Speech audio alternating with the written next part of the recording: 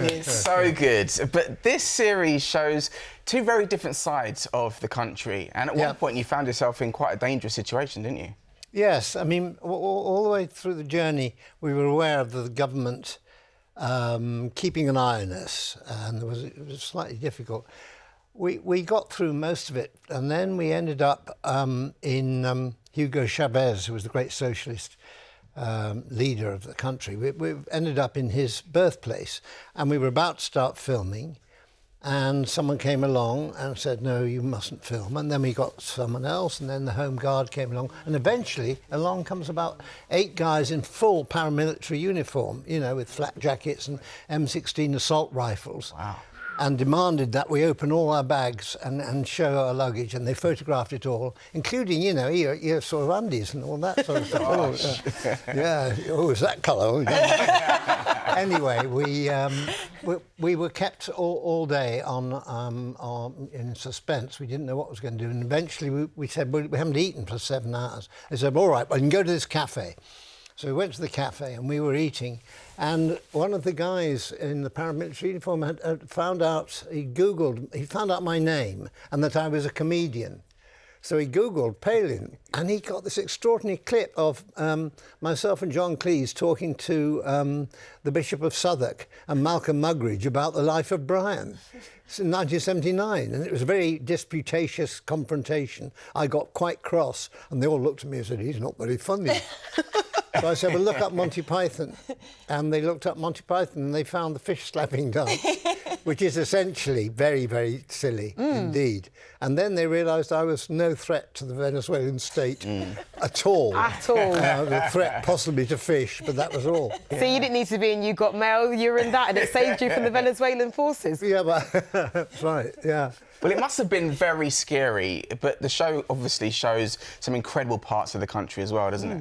Yeah, I mean, it's a magnificent country with a really problematical political setup, but it's absolutely stunning. It's about the size of France and Spain put together. It's got every kind of landscape you could want, from sort of the jungles in the Amazon to the Andes Mountains to the most beautiful beaches I've ever seen, really. And nobody on them, because nobody goes to Venezuela, because they're so unwelcoming, really. That's the problem. And I would say it's one of the most beautiful countries I've been to. But if you go there, you will have a bit of trouble, and you'll have your phone tapped possibly, and you know, you'll be watched, I think. Wow. Good to know. I mean, well, you do actually have a book that goes with the series, so for people that aren't going to visit Venezuela, they can experience it via your book. They can. You go into a bit more detail in the book, don't you? With your, well, the book is actually just my own feelings about each day. It's taken from a diary, so it's not necessarily everything that you see on screen.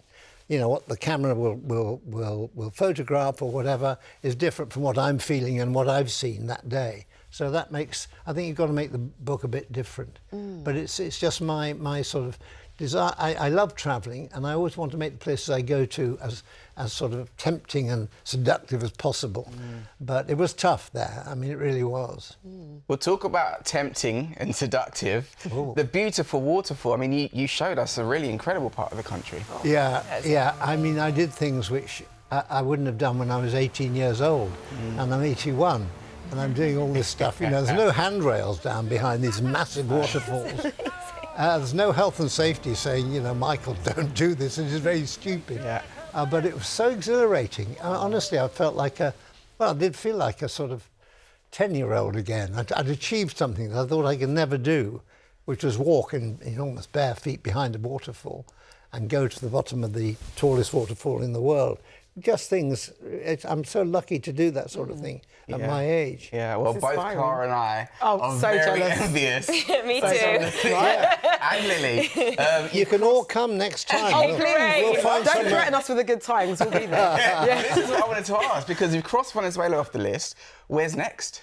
Yeah, I don't know, really. I mean, we'll see how this goes. I think that's always the thing. You want to make sure people like what you do. If they do, then we've got a very good team. We've done 4 countries now, all problematical, all been given us a great deal of sort of excitement and interest. So we'll find somewhere, possibly. I just don't know. I mean, yeah, I might have have a nurse with me all the time. Well, we'll be your nurses. Exactly. You're Lily, on. anywhere for you to visit You're next?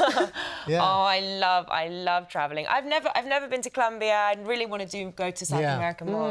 Yeah, it is, and of course it's Latin America, so the Yeah. people are very, very, they're very jolly, they're very lively, despite the political situation. Yeah. They sing, they love their music, they love their food, they love to talk to you. You'd love it. Yeah. Dancing I know I food, would. I'm in, Exactly, yeah. so in. Lily, it'd be remiss of us not to mention your connection to Monty Python whilst Michael's here, because your uncle actually appeared in a scene in The Meaning of Life, right? Yeah, it's really crazy. My Really? brilliant Uncle Peter, who was an actor, and he was Yeah. in. And I started rewatching it yesterday. He's at the beginning in the Crimson Permanent Insurance, but Oh, they yes, put yes, a that's big right. bucket on his head. He's gorgeous, and he's Yeah. like flailing around. I'm such huge Monty Python fans in our family. Oh, well, Yeah. that's good. That's good to know. Yes, that was Terry Gilliam Yeah, exactly.